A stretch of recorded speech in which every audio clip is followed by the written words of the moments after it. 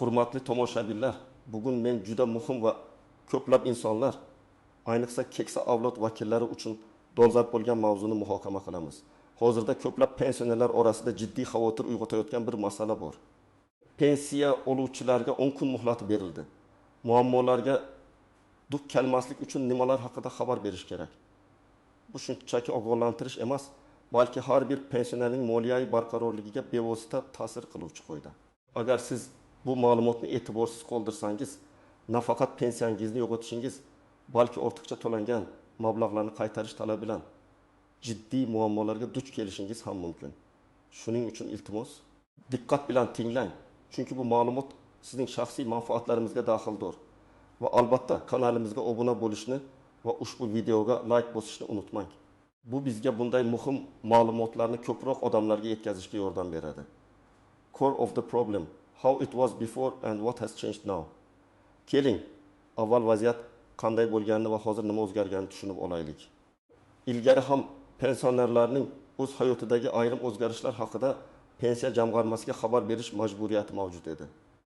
Biroq bu qoidalar ko'pincha amaliyotda yetarlicha qat'iy nazorat qilinmasdi yoki aholi o'rtasida to'liq tushuntirilmasdi.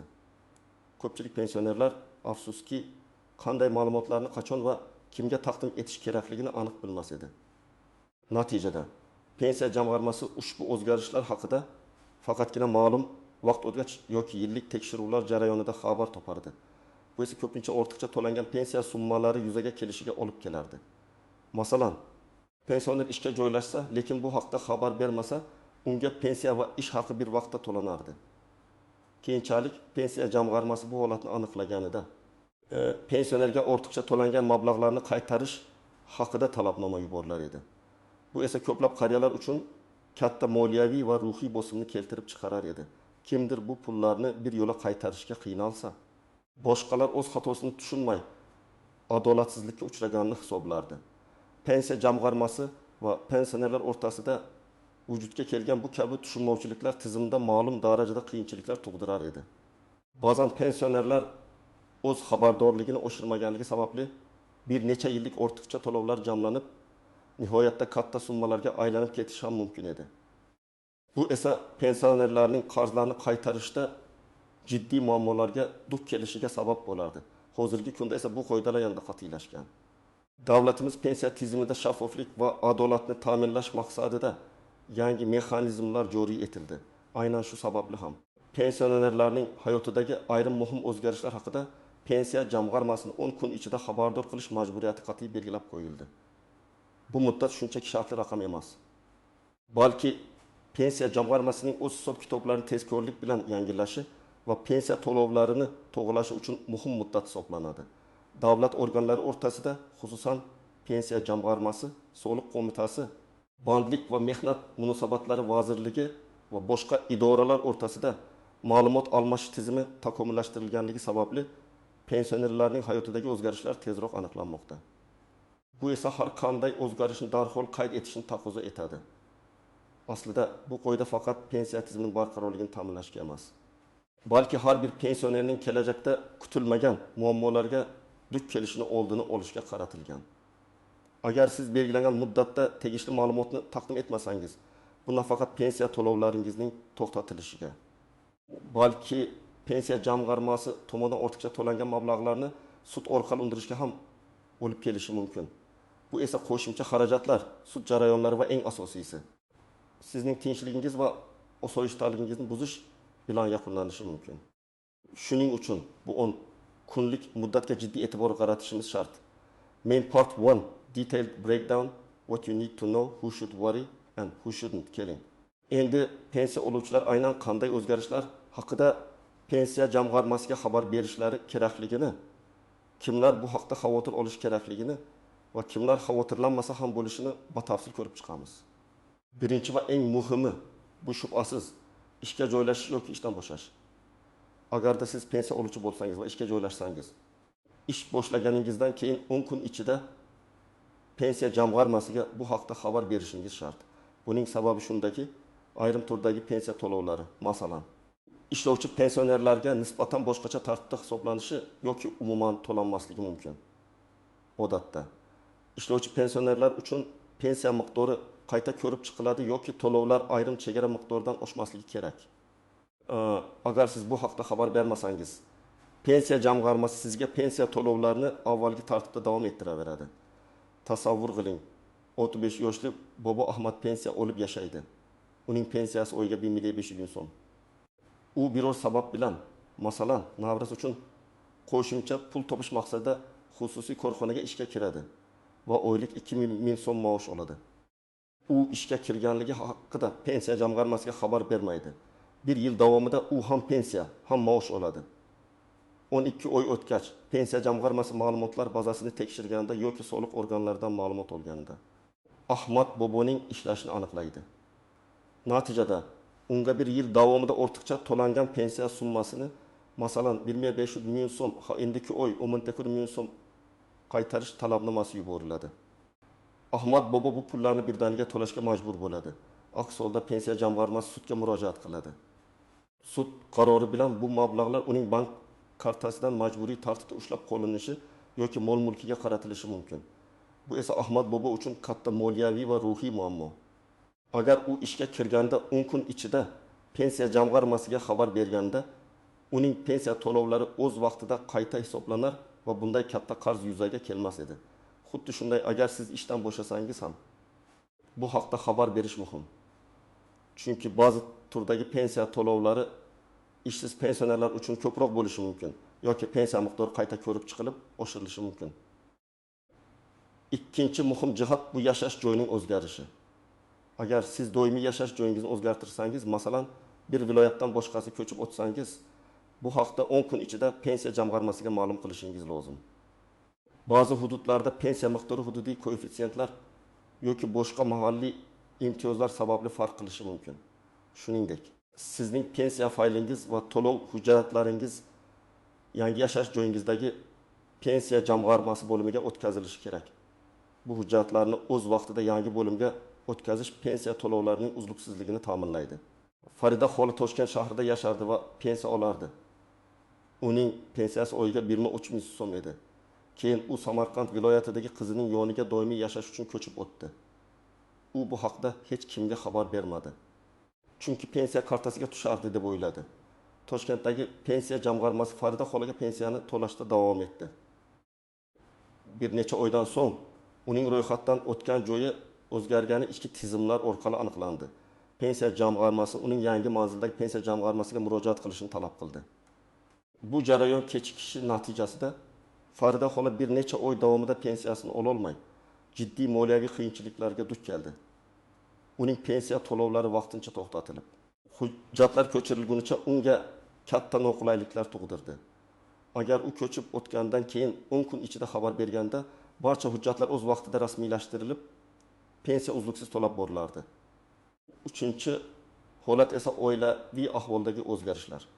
Ayniqsa boquvchisini yo'qotganlik pensiyasi oluvchilar uchun bu juda dolzarb.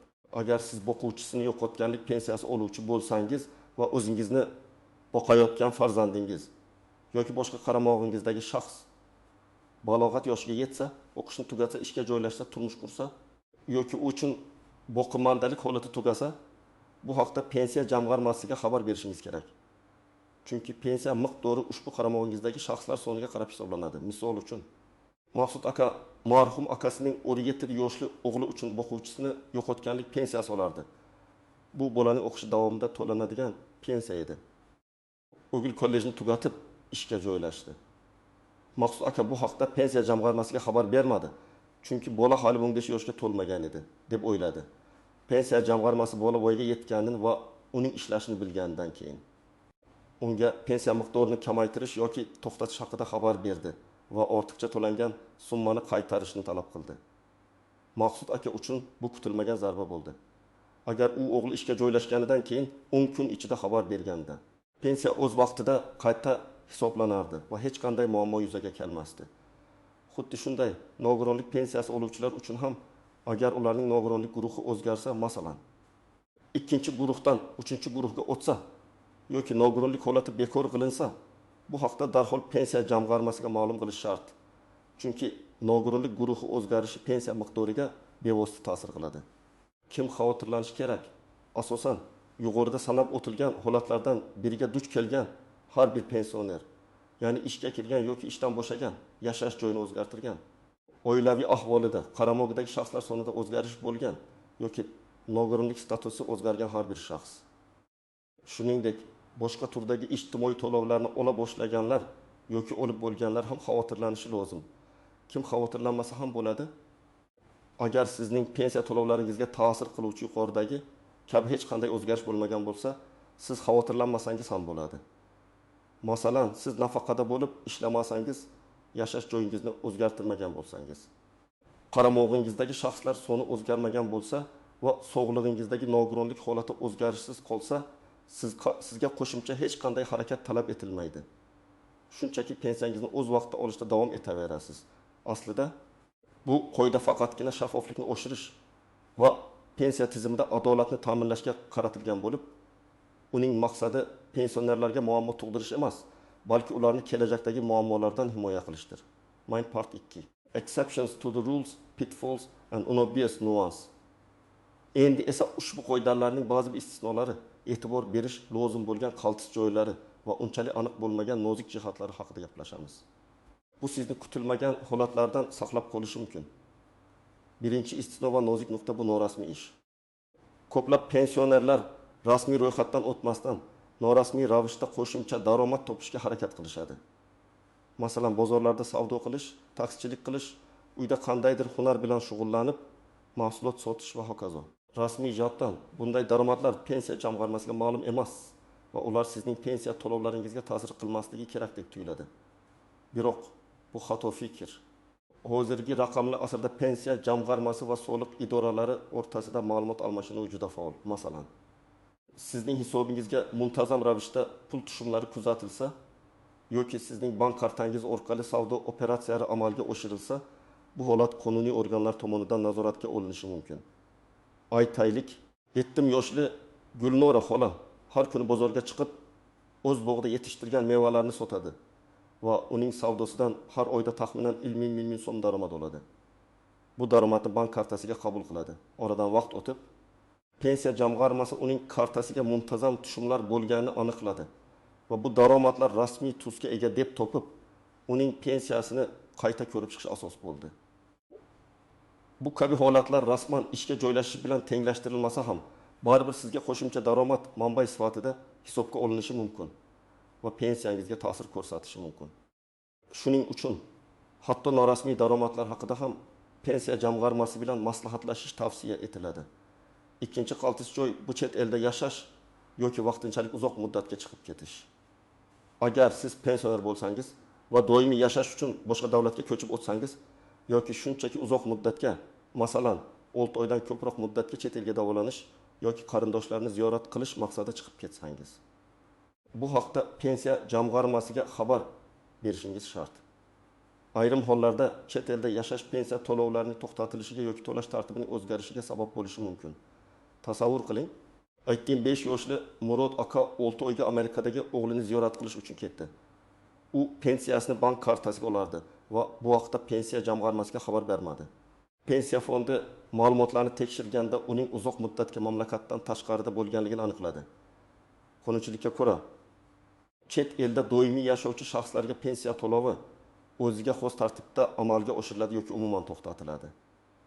Natijada Murod akaga ortiqcha to'langan pensiyani qaytarish talabnomasi yuborildi. Agar u ketishdan oldin pensiya jamg'armasiga murojaat qilganida unga barcha qoidalar tushuntirilar va hech qanday muammo yuzaga kelmasdi.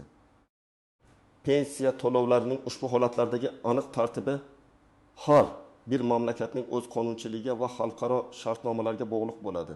Shuning uchun oldindan maslahat olish juda muhimdir. Uchinchi nozik nuansa bu turli xil ijtimoiy nafaqalarni olish. Ba'zi pensionerlar pensiyadan tashqari boshqa ijtimoiy himoya dasturlari doirasida nafaqalar olishlari mumkin. Masalan, kam ta'minlangan oilalarga yordam, bolalar uchun nafaqalar, agar ular qaramog'ida bo'lsa va hokazo. Agar bu nafaqalar sizning umumiy daromadingizga ta'sir qilsa yoki pensiyaning ba'zi turlari bilan mos kelmasa, bu haqda pensiya jamg'armasiga xabar berish muhim. Garchi bu holatlar avtomatik ravishda pensiya jamg'armasiga ma'lum bo'lsa-da, sizning faol xabardorligingiz ortiqcha tushunmovchiliklarning oldini oladi. Ba'zi nafaqalar bir-birini inkor etishi mumkin. Ya'ni bir nafaqa olinganda boshqasini olish huquqi yo'qolishi mumkin.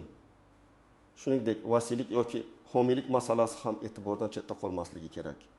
Agar siz kimningdir vasiysi yoki homiysi bo'lsangiz va u shaxsning moliyaviy ahvoli yoki huquqiy statusi o'zgarsa, masalan, u mustaqil daromad manbaiga ega bo'lsa, turmush qursa yoki voyaga yetsa, bu ham pensiyangizga ta'sir qilishi mumkin. Agar siz aynan ushbu qaramog'ingizdagi shaxs uchun qo'shimcha to'lov olgan bo'lsangiz, uning statusidagi o'zgarish darhol pensiya miqdoriga ta'sir qiladi. Bu holatda ham pensiya jamg'armasiga murojaat qilish maqsadga muvofiqdir. Oxirgi muhim jihat bu pensiya to'lovining boshqa manbalardan amalga oshirilishi. Agar sizga bir sababga ko'ra pensiya to'lovi boshqa davlatdan yoki boshqa tashkilotdan, masalan, harbiy pensiya, boshqa idoraviy pensiya amalga oshirila boshlasa, bu haqda ham pensiya jamg'armasiga darhol xabar berishingiz kerak. Ikki manbadan bir vaqtda pensiya olish qoidalariga zid bo'lishi mumkin va kelajakda muammolarga olib kelishi mumkin. Masalan, agar siz harbiy xizmatni o'tab, harbiy pensiya olish huquqiga ega bo'lsangiz, lekin ayni paytda fuqarolik pensiyasini ham olsangiz, qonunchilikka ko'ra ulardan birini tanlashingiz kerak bo'ladi. Bu holda ham darhol pensiya jamg'armasiga xabar berish muhim. Umuman olganda, har qanday shubha tug'ilganda yoki sizning hayotingizda pensiya miqdori yoki to'lov tartibiga ta'sir qilishi mumkin bo'lgan har qanday o'zgarish sodir bo'lganda, pensiya jamg'armasining hududiy bo'limiga murojaat qilishdan erinmang. Hozirgi kunda pensiya tizimi avtomatlashtirilgan bo'lsa-da, ba'zi ma'lumotlar avtomatik tarzda yangilanmasligi mumkin. O'zingizning tashabbusingiz bilan murojaat qilish sizni juda ko'p ortiqcha bosh og'riqlardan xalos etadi. Natijada siz nafaqat o'zingizni kutilmagan moliyaviy muammolardan himoya qilasiz, balki davlat pensiya tizimining adolatli va shaffof ishlashiga ham o'z hissangizni qo'shasiz. Esda tuting, xabardor guruhlangan deganlaridek, siz qanchalik yaxshi ma'lumotga ega bo'lsangiz, shunchalik kam muammolarga duch kelasiz. Practical advice, specific steps on what the viewer should do. Xo'sh, endi eng muhim qismiga o'tamiz. Agar siz yuqorida sanab o'tilgan holatlardan biriga duch kelsangiz, nima qilishingiz kerak? Qanday qadamlarni qo'yishingiz kerak? Qayerga murojaat qilish kerak? Qanday hujjatlar to'plash lozim va nimalarni yozishingiz kerak? Keling, bu jarayonni bosqichma-bosqich ko'rib chiqamiz. Birinchi qadam o'zgarishni aniqlash va muddatni hisoblash. Agar sizning hayotingizda pensiya to'lovlariga ta'sir qilishi mumkin bo'lgan o'zgarish ro'y bersa, masalan, ishga joylashdingiz, yashash joyingizni o'zgartirdingiz. Oilaviy ahvolingizda qaramog'ingizdagi shaxs bilan bog'liq o'zgarish bo'ldi. Shu sanadan boshlab 10 kalendar kun ichida pensiya jamg'armasiga xabar berishingiz shart. Bu muddatni qat'iy nazorat qiling. Chunki kechiktirish sizga qimmatga tushishi mumkin. Har bir kechiktirilgan kun kelajakda paydo bo'lishi mumkin bo'lgan qarzning o'sishiga olib kelishi mumkin. Masalan, siz 10 mart kuni ishga joylashdingiz. Demak, 10 martga qadar pensiya jamg'armasiga bu haqda xabar berishingiz kerak. Agar 10 mart dam olish kuniga to'g'ri kelsa, muddat keyingi ish kuniga o'tadi. Ikkinchi qadam, kerakli hujjatlarni to'plash. Har bir holat uchun alohida hujjatlar to'plami talab qilinishi mumkin, ammo umumiy qilib aytganda sizga quyidagilar kerak bo'ladi. 1. Shaxsiy pasportingiz. Asl nusxasi va nusxasi, ma'lumotlarni tekshirish va nusxasini qabul qilish uchun. 2. Pensiya guvohnomasi. Agar mavjud bo'lsa, asl nusxasi va nusxasi. 3. Pensiya to'lovlari haqidagi ma'lumotlar. Oxirgi to'lov varaqchalari yoki bank hisobvarag'idan ko'chirma. Ba'zan bu ma'lumotlar avtomatik tarzda mavjud bo'ladi, lekin ehtiyot shart o'zingizda bo'lgani yaxshi. O'zgarish tasdiqlovchi hujjat bu eng muhim hujjat bo'lib, sizning arzangizga asos bo'ladi. Mehnat daftarchasidan ko'chirma yoki elektron mehnat daftarchasidagi ma'lumot, mehnat shartnomasi nusxasi, ishga qabul qilish to'g'risidagi buyruq nusxasi. Bu hujjatlar sizning rasmiy ishga joylashganligingizni tasdiqlaydi. Ishdan bo'shash holatida mehnat daftarchasidan ko'chirma, ishdan bo'shatish to'g'risidagi buyruq nusxasi. Bu esa sizning ish joyingiz tugaganligini isbotlaydi. Yashash joyining o'zgarishi holatida. Pasportingizdagi yangi doimiy ro'yxatga olish, propiska belgisi yoki vaqtincha ro'yxatga olish haqidagi ma'lumotnoma. Oilaviy ahvoldagi o'zgarish holatida qaramog'idagi shaxslar bilan bog'liq. Farzandning tug'ilganlik guvohnomasi. Agar yangi qaramog'idagi shaxs paydo bo'lsa, nikoh guvohnomasi, nikoh bekor qilinganligi haqidagi guvohnoma, o'lim haqidagi guvohnoma, Agar qaramog'idagi shaxs vafot etgan bo'lsa, o'qish joyida ma'lumotnoma, agar qaramog'ingizdagi shaxs ta'lim muassasasida o'qishni tugatgan bo'lsa yoki ishga joylashganligi haqidagi hujjat, agar u ish boshlagan bo'lsa, har bir hujjat qaramog'idagi shaxsning holati o'zgarganini tasdiqlash kerak. Nogironlik statusining o'zgarishi holatida tibbiy ijtimoiy ekspert komissiyasi xulosasining nusxasi nogironlikni tasdiqlovchi yangi ma'lumotnoma. Bu hujjatlar sizning nogironlik guruhingiz yoki umuman nogironlik holatingiz o'zgarganini ko'rsatadi. Har doim asl hujjatlarni o'zingiz bilan olib boring, ularni ko'rib chiqishlari va nusxalarini olishlari mumkin. Shuningdek, barcha nusxalarga asli to'g'ri degan yozuvni yozib, o'zingizning imzoyingizni qo'yishingiz ham tavsiya etiladi. 3-qadam, qayerga murojaat qilish kerak? Sizning doimiy ro'yxatdan o'tgan manzilingiz bo'yicha O'zbekiston Respublikasi Moliya vazirligi huzuridagi pensiya jamg'armasining hududiy bo'limiga murojaat qilishingiz kerak. Har bir tuman shaharda pensiya jamg'armasining o'z bo'limi mavjud. Bugungi kunda ko'plab davlat xizmatlari yagona interaktiv davlat xizmatlari portali EDXP orqali onlayn tarzda ham ko'rsatilmoqda. Ba'zi o'zgarishlar haqida onlayn xabar berish imkoniyati ham mavjud bo'lishi mumkin. Siz avval EDXP portaliga kirib, o'z holatingizga mos xizmatni qidirib ko'rishingiz mumkin. Lekin eng ishonchli usul bu pensiya jamg'armasining bevosita bo'limiga shaxsan borib murojaat qilish. U yerda mutaxassislar sizning holatingizni to'g'ri baholaydi va qanday hujjatlar kerakligini aniq aytadi. Shuningdek, yuzaga kelishi mumkin bo'lgan savollaringizga to'liq javob beradi. Agar siz boshqa viloyatda bo'lsangiz, eng yaqin pensiya jamg'armasi bo'limiga murojaat qilib, o'zingizning doimiy ro'yxatdan o'tgan joyingizdagi bo'limga ma'lumotlarni yuborish tartibi haqida ham so'rashingiz mumkin. 4-qadam, ariza yozish. Pensiya jamg'armasiga borganingizda sizga ariza blankasi beriladi yoki siz uni oldindan o'zingiz yozishingiz mumkin. Siz ushbu arizada quyidagi ma'lumotlarni aniq va to'liq ko'rsatishingiz kerak. 1. Shaxsiy ma'lumotlaringiz, familiyangiz, ismingiz, otangizning ismi, pasport seriyasi va raqami, jismoniy shaxsning shaxsiy identifikatsiya raqami, JSHSHIR, yashash manzilingiz, telefon raqamingiz. Bu ma'lumotlar sizni aniqlash uchun zarur. 2. Pensiya guvohnomangiz raqami. Agar mavjud bo'lsa, uni ham ko'rsating. 3. Yuz bergan o'zgarishning mazmuni. Bu yerda o'zgarishning aniq tafsilotlari ko'rsatilishi kerak. Misol uchun, men familiya ism otasining ismi. 2024 yil kun oydan boshlab tashkilot nomida lavozimda ishga joylashganligimni ma'lum qilaman. Yoki men 2024 yil kun oydan boshlab eski manzildan yangi manzilga doimiy yashash uchun ko'chib o'tganligimni ma'lum qilaman. Yoki mening qaramog'imda bo'lgan farzandim FI 2024 yil kun oyda kollejni tugatib, ishga joylashganligi sababli boqimandalik holati tugaganligini ma'lum qilaman. 4. O'zgarish yuz bergan sana. Bu juda muhim, chunki eng kunlik muddat shu sanadan boshlab hisoblanadi. Aniq sanani ko'rsating. 5. Ilova qilinayotgan hujjatlar ro'yxati. Arizaga qaysi hujjatlarning nusxalarini ilova qilganingizni aniq ko'rsating. Masalan, mehnat shartnomasi nusxasi irdona, pasport nusxasi irdona va hokazo. Bu keyinchalik tushunmovchiliklarning oldini oladi. Sana va imzo. Arizani 2 nusxada yozish tavsiya etiladi. Bir nusxasini pensiya jamg'armasi xodimiga topshirasiz, ikkinchi nusxasini esa qabul qilgan xodimning imzosi, familiyasi va qabul qilingan sana ko'rsatilgan holda o'zingizda saqlab qolasiz. Bu sizning murojaatingiz tasdig'i bo'ladi va kelajakda muammo yuzaga kelgan taqdirda sizning o'z majburiyatingizni bajarganingizni isbotlaydi. 5-qadam. Ma'lumotnomani olish yoki javobni kutish. Pensiya jamg'armasi sizning arizangizni ko'rib chiqadi va kerakli o'zgarishlarni kiritadi. Agar barcha hujjatlar joyida bo'lsa va ma'lumotlar to'g'ri bo'lsa, sizning pensiya to'lovlaringiz tegishli ravishda qayta hisoblanadi yoki o'zgartiriladi. Ba'zi hollarda sizga pensiya jamg'armasidan ma'lumotnoma berilishi mumkin. Bunda pensiyangiz qanday o'zgarishi haqida ma'lumot beriladi.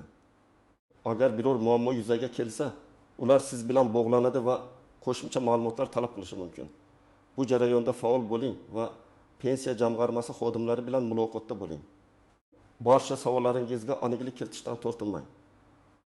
Odatda ariza ko'rib chiqilishi uchun ma'lum bir muddat belgilanadi. Masalan, 15 kun. Shu muddat ichida javob olmasangiz, murojaatingiz holati haqida pensiya jamg'armasi bo'limidan so'rab surishtiring. Unutmang, bu jarayon sizning manfaatlarimizni himoya qilishga qaratilgan vaqtida xabar berish kelajakdagi ko'plab tushunmovchiliklar, qarzlar va moliyaviy stressdan sizni xalos etadi. O'zingizni asrang va moliyaviy barqarorligingizga e'tiborli bo'ling. Conclusion and final hook xulosa qilib aytganda, hurmatli tomoshabinlar, bugungi videoda biz pensiya oluvchilar uchun juda muhim bo'lgan 10 kunlik muddat masalasini atroflicha ko'rib chiqdik. Sizning hayotingizdagi ishga joylashish, yashash joyini o'zgartirish, oilaviy ahvoldagi o'zgarishlar kabi har qanday o'zgarishlar haqida pensiya jamg'armasiga o'z vaqtida, ya'ni 10 kun ichida xabar berish nafaqat majburiyat, balki sizning o'zingizni moliyaviy muammolardan himoya qilishning eng samarali yo'li ekanligini tushunib oldik. Bu qoidalarga amal qilish sizni ortiqcha to'langan mablag'larni qaytarish talablaridan, sud jarayonlaridan va asosiysi ruhiy bezovtalikdan saqlaydi.